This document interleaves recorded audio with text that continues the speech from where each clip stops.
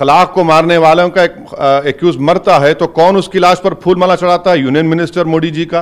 साथ इस समय ओवैसी साहब खुद मौजूद हैं। ओवैसी साहब, संघ प्रमुख के बयान के बाद सियासी हलकों में बड़ी चर्चा चल रही है। पहले तो आपकी राय जानना चाहेंगे कि आप संघ प्रमुख के इस बयान से कितने सहमत हैं? नहीं, हमने तो ट्वीट करके कहा कि अगर मोहन भगवत का है तो लिंचिंग करने वाले कौन हैं? क्या वो इस बात को मानते हैं कि लिंचिंग करने वाले रेडिकलाइज हो चुके हैं? और अगर रेडिकलाइज हुए हैं तो वो किसकी आइडियोलॉजी रेडिकलाइज हुए हैं? क्या वो हिंदुत्व की आइडियोलॉजी रेडिकलाइज हुए हैं या भारत के अंबेडकर के बनाए हुए संविधान से को पढ़कर रेडिकलाइज हुए हैं? अलीमुद्दीन को मारने वालों को कोर्ट कन्विक्ट करती है, फूल माला कौन पिनाते हैं? के मंत्री अखलाक को मारने वालों का एक्यूज मरता है तो कौन उसकी लाश पर फूल माला चढ़ाता है? यूनियन मिनिस्टर मोदी जी का।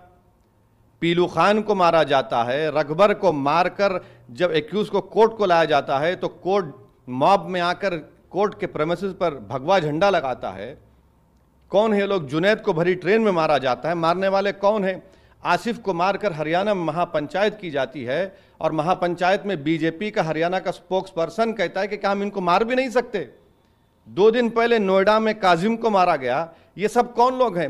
जनाब मोहन भगवत से हम कह रहे हैं, अगर आप लिंचिंग को प्रॉब्लम मानते हैं तो क्या आप उन लोगों को डीरेडिकलाइज करेंगे? क्योंकि वो भारत के संविधान को पढ़कर रेडिकलाइज नहीं हुए हैं, वो हिंदुत्व की आइडियोलॉजी को पढ़कर रेडिकलाइज हुए हैं।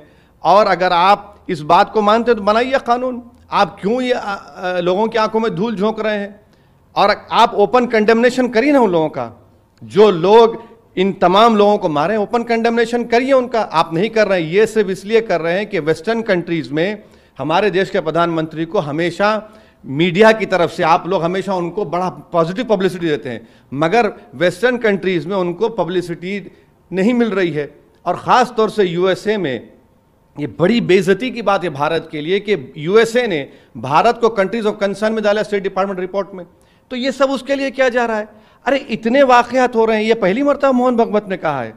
आप यूनिटी चाहते हैं ना, आप कंडेम करिए उनको, डिसोसिएट करिए अपने आप को उन लोगों से। अजमेर के ब्लास्ट में 2 आरएसएस के लोग कन्विक्ट होते हैं, हाईकोर्ट से बेल होती है तो उनको जुलूस में इस्तकबाल होता है उनका। ओवैसी साहब, एक बुनियादी सवाल जो मेरी समझ में आता है, हम लोग अक्सर ये बात कहते हैं कि अगर कोई आतंकवादी पकड़ा जाता है कि भाई वो उस आदमी की गलती है, इसके लिए आप धर्म को दोषी नहीं ठहराएंगे। लेकिन जब अभी लिंचिंग की बात आ रही है तो आप हिंदुत्व पर सवाल कर रहे हैं। आप उस आदमी को अपराधी, उस आदमी को आईपीसी के तहत अपराधी क्यों नहीं मानना चाह रहे? क्यों कर रहे हैं?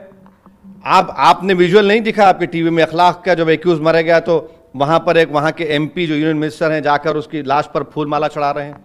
क्या आपने विजुअल नहीं दिखाया कि अलीमुद्दीन को मारने वालों को जब हाई कोर्ट से बेल होती है, कन्विक्टेड हैं, तो उनके गले में फूल का हार पहना जाता है? आपने विजुअल नहीं दिखाया।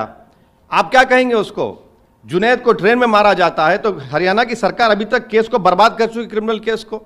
आसिफ को हरियाणा में मारते हैं, महापंचायत होती है तो महापंचायत में बीजेपी का स्पोक्स पर्सन कहता है कि हम इनको कत्ल भी नहीं, मर्डर भी नहीं कर सकते। ये क्या है बताइए आप?